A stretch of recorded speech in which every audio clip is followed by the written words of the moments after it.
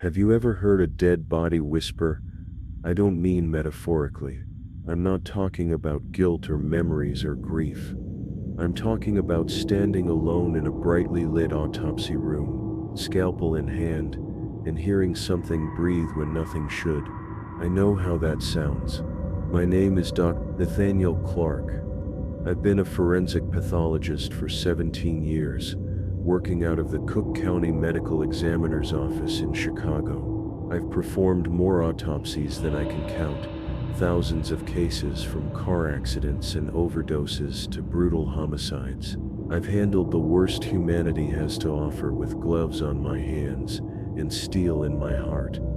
There's a discipline to death when you do what I do. A ritual. You gown up, you note every detail, and you speak for the dead through incisions and observations. You tell their story, and then you let them rest. But last October, I examined a body that didn't want to rest. What started as a routine autopsy, a Jane Doe found near the south branch of the river, became the most disturbing case I've ever encountered. I still can't explain what happened fully, but I can't forget it either. Not when I still wake up at 3:17 a.m., gasping for air, convinced I can hear her standing just outside my door.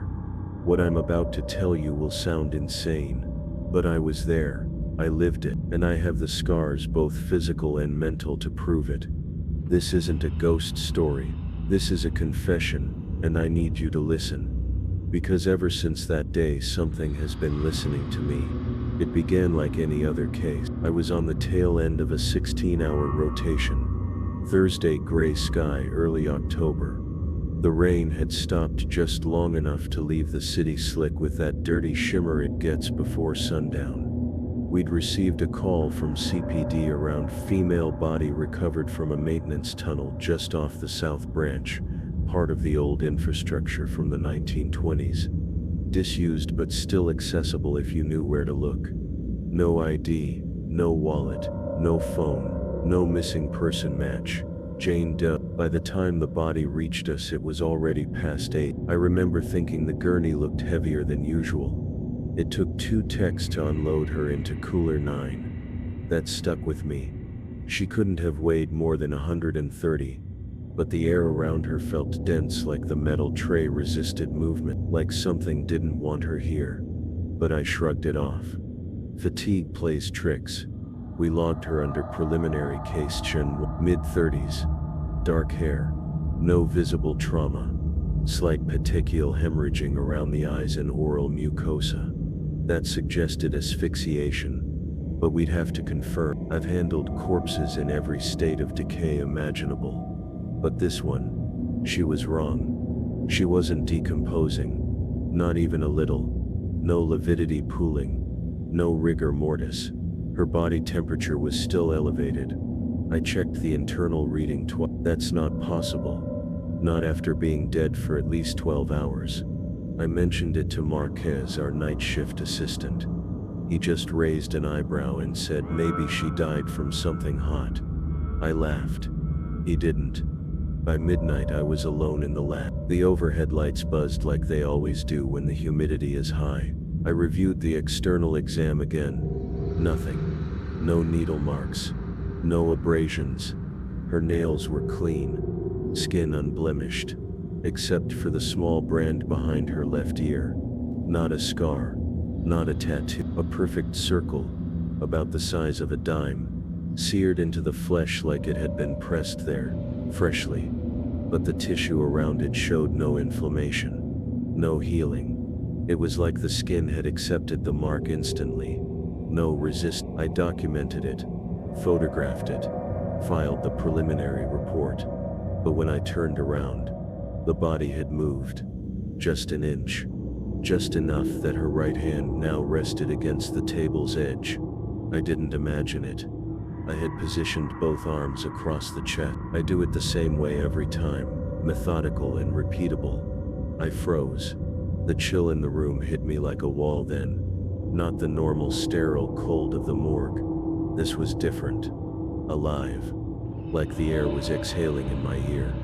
I checked the thermostat. 68 degrees as always. but my breath fogged, and somewhere behind me, I heard it. Tap, tap, faint, deliberate, from the supply closet. And the worst part, that door doesn't close all the way. But now it was shut tight. I stood there, not moving, not breathing, staring at that closet door like it might open on its own. Tap, tap. It stopped.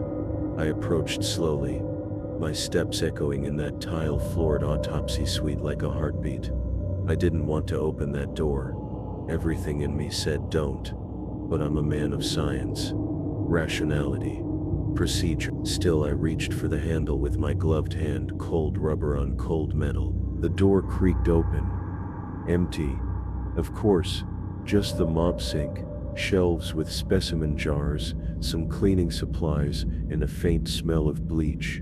Nothing was out of place, but the air inside that closet was ice cold, and it pressed against my face like a presence, something invisible, something watching. I turned back toward the autopsy table, and the body was now smiling, just slightly, just enough to curve the edges of her mouth. I dropped the scalpel. Let me be clear. I've dealt with post-mortem muscular spasms. Bodies twitch, sometimes they even expel air, but a smile, that slow creeping expression, that doesn't happen, not like that. My voice cracked when I called Marquez back down. I told him I thought I was seeing things, that I needed a second set of eyes. He showed up 10 minutes later, sipping coffee like this was all just another night. Look, I said, her face. It's different. He blinked, leaned in and said casually, she's not smiling. I looked again, and she wasn't, just a blank neutral face. Eyes closed, mouth relaxed. But the brand was still there, and the temperature was still off. I didn't sleep that night. Instead, I pulled the Jane Doe's intake photos from the digital archive, and that's when I noticed something I should have seen earlier. Her left eye in the very first photo taken when she arrived was slightly open, but in every photo taken afterward it was shut. Nobody touched her eyelids. That doesn't happen, not unless someone or something closed them. The rational part of me told me it was the tech, Marquez maybe, or a draft, or gravity, a glitch. But something deep in my chest, something primal was already starting to whisper, this body isn't done yet, and neither was the night. I couldn't let it go. The moment I left the lab, I went straight to the cold records archive. It's this dim, underused wing 2 floors below main intake, lined with filing cabinets and cardboard boxes, labeled in fading Sharpie, the kind of place where you hear your own footsteps a second too late, where even the fluorescent lights seem reluctant to stay on. I had one thought buzzing in my head. That mark, the circle behind her ear, it wasn't just a wound, it meant something, and I'd seen something like it before, years ago. I started pulling old case files. I didn't know what I was looking for, only that I'd know it when I saw it. Around 3:00 a.m. I found it. Case Sunu 06-2219, Jane Doe, 2006, found near Jackson Park Lagoon, died of apparent drowning. No ID, no next of kin, no one ever claimed her. I flipped through the black and white Polaroids stapled to the file, and there it was, a small circular mark behind the left ear. Same size, same position, same burned-in precision. The notes from the old pathologist, Dr. Connolly, were vague, inconclusive on the cause of death, but something in his final remarks made my throat tighten. Unusual findings. Body presents without rigor. Internal temperature elevated. Photographic records show spontaneous muscular shifts. Recommend restricted access. Then in red ink. Added later. Reclassified. Level 3 containment recommended. Do not reassign case. Level 3. That wasn't medical protocol. That sounded military. I dug deeper. Connolly resigned 2 weeks after that autopsy. No reason listed. No forwarding address. I was staring at the same case, just 19 years apart.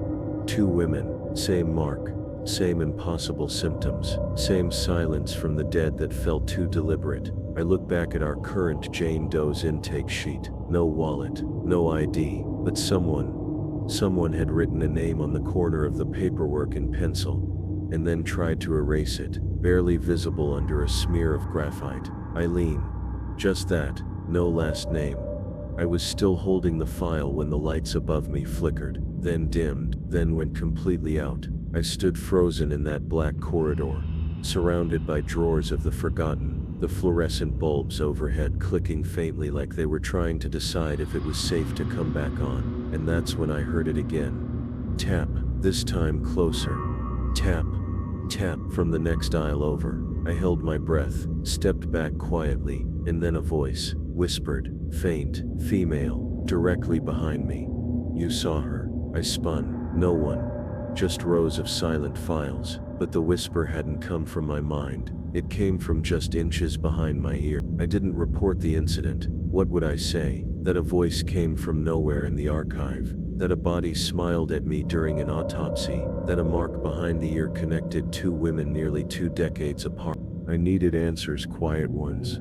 So I went back to Jane Doe, back to the lab. It was nearly 5 a.m., that quiet, dead hour when even the city outside feels like it's holding its breath. I slid into the suite, expecting to find her where I left her, covered, tagged, still, but the body wasn't on the table. Panic grabbed me like a vice. For a full second, I thought someone had moved her, transferred her. Maybe Marquez had pulled her for samples, but the logbook showed nothing. Then I saw it across the room. The cooler unit, door slightly ajar. Room 12. That door had to be pulled closed with effort. We designed it that way after a ventilation failure 2 years ago. There's no reason, none, that it should be open, and no one had been in there since the intake. My heart was thundering as I approached. I reached for the handle and froze when I saw the condensation. Not outside the cooler where the humidity might make sense, but inside, fogged glass, beating moisture, like breath had pressed against it from within. I opened the door. There she was, lying perfectly still on tray 3, except now both her eyes were open, wide, staring directly up at the ceiling, and I swear to you they were wet. No one prepped those lids. No artificial tear solution. Nothing to cause that. But her eyes were glassy, shining, as if tears had just been shed. And then my phone buzzed in my pocket. Blocked number. 1 ring. I answered, expecting silence. Instead, a voice, female again. Low, quiet, like someone speaking from inside a closet. You opened the file. My blood ran ice. Who is this? I asked. You're in room 2. That's not where she belongs. What are you talking about? Who? She remembers. And she's looking for the others. Click. The line went dead. I turned back to the body. Every instinct in me screaming that this wasn't just some prank. Something was playing a game, one I didn't understand. And then for the first time in 17 years, I stepped away from a case. I pulled the curtain, sealed the door, and walked out of the lab without logging the hour. Because in that moment, I didn't feel like a pathologist anymore. I felt like a target. I stayed home the next day. I called it in as fatigue, said I needed rest. But really, I sat at my kitchen table with a stack of old case notes and a copy of the 2006 file, trying to connect threads that didn't want to be tied together. The name Eileen looped through my mind like a broken film reel.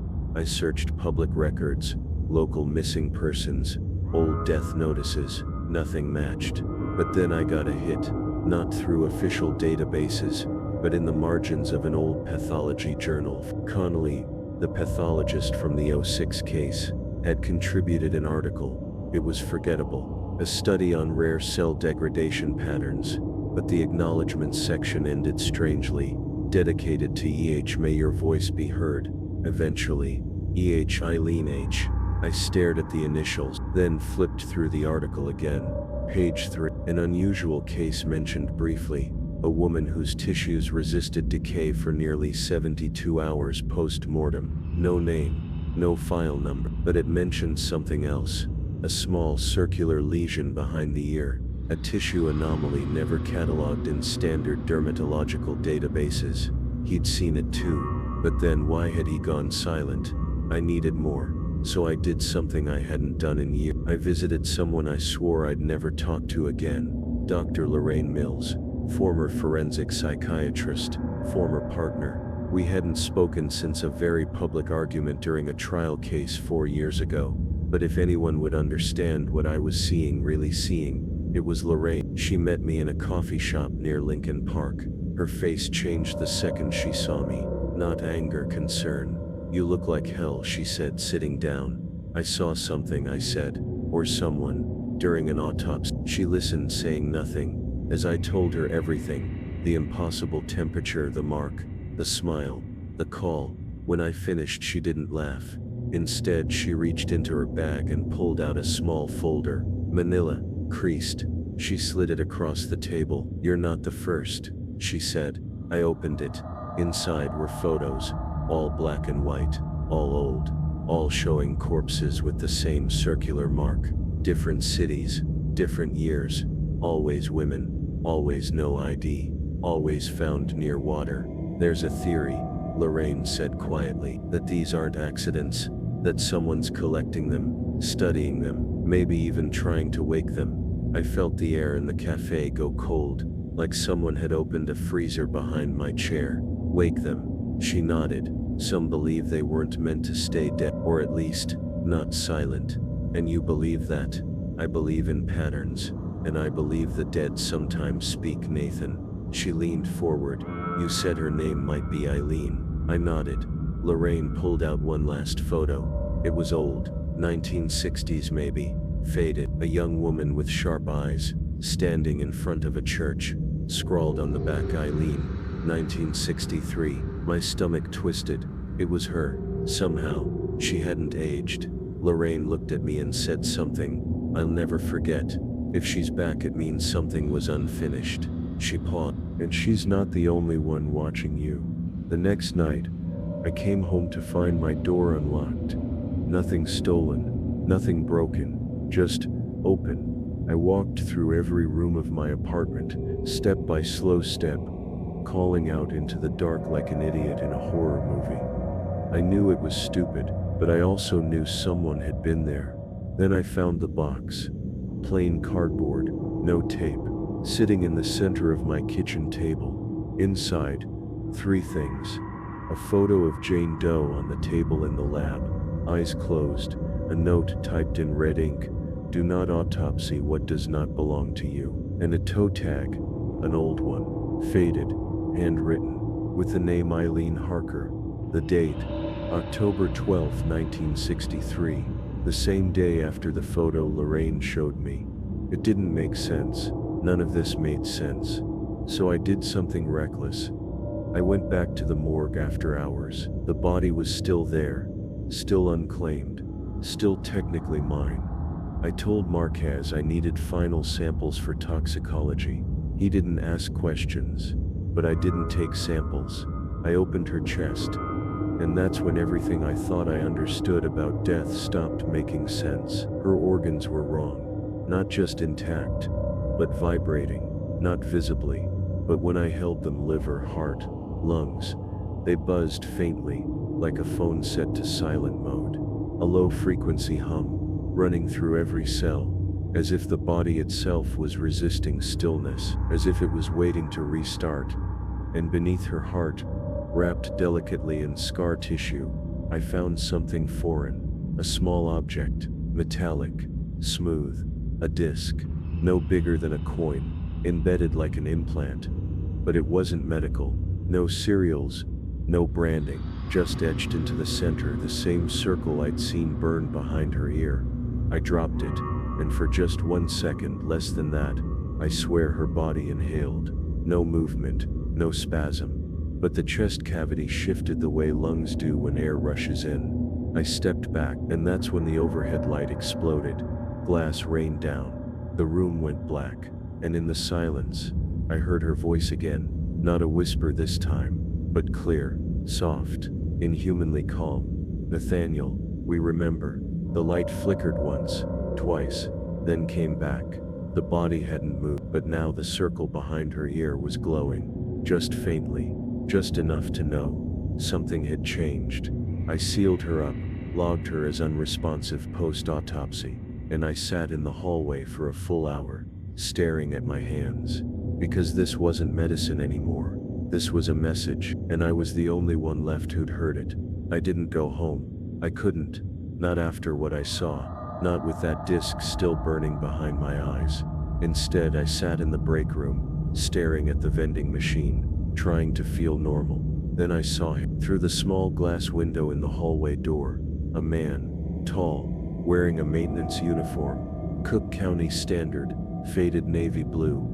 But we don't have overnight janitors, and I knew every face in this building. He just stood there, facing the window, not moving. I opened the door. Empty hallway. No footsteps, no sound, just the faint scent of formalin. I turned to go back in, and the vending machine had changed. The display now read, "Eileen, that's not how vending machines work." I ran to the security office and pulled the feed, rewound the hallway camera. At 3:17 a.m. exactly, the man appears on screen. He walks to the window, faces it, then slowly raises one hand and taps 3 times. Tap, tap, tap.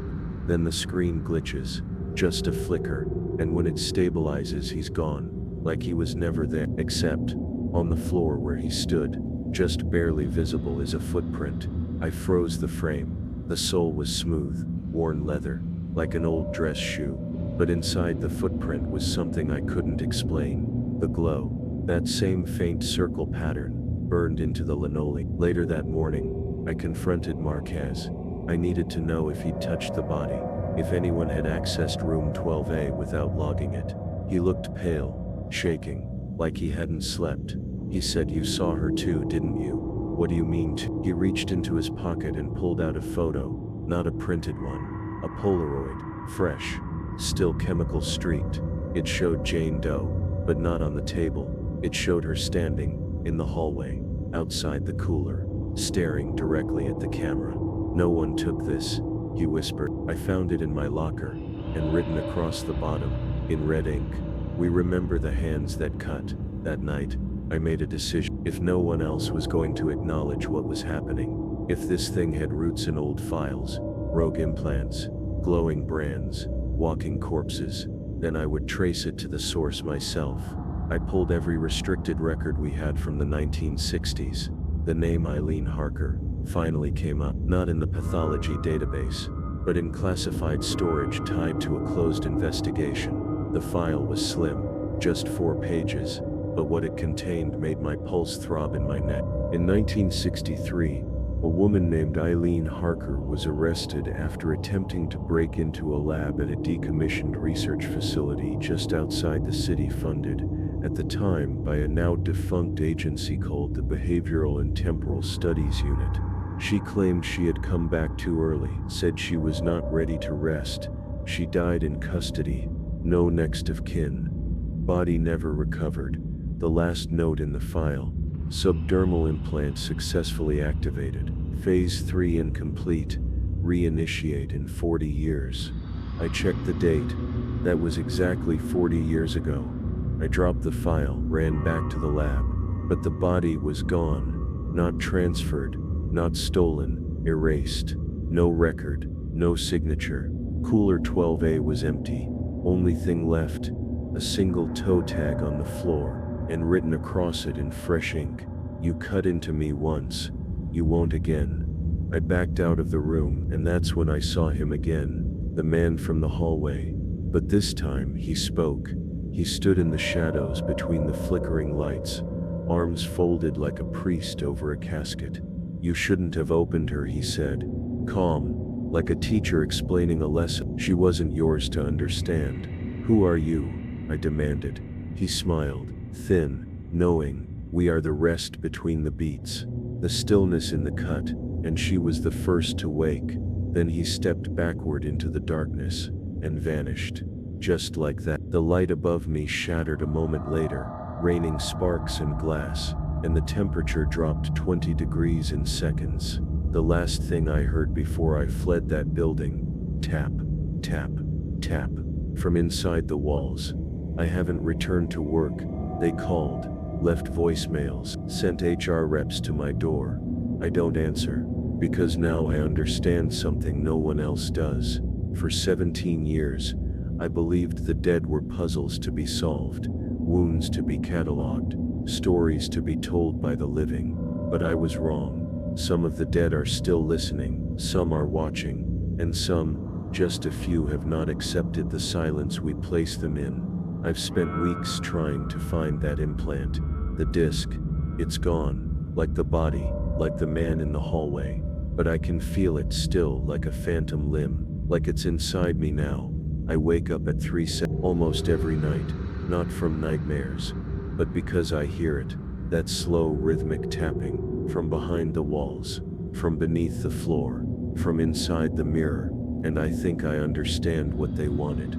Eileen, the others, even the man in the hallway, they weren't trying to scare me, they were testing me, seeing if I'd break, and now, I think I've passed. 2 nights ago, I found a note under my pillow. A simple typed line. One day you'll be on the table too, and we'll be waiting.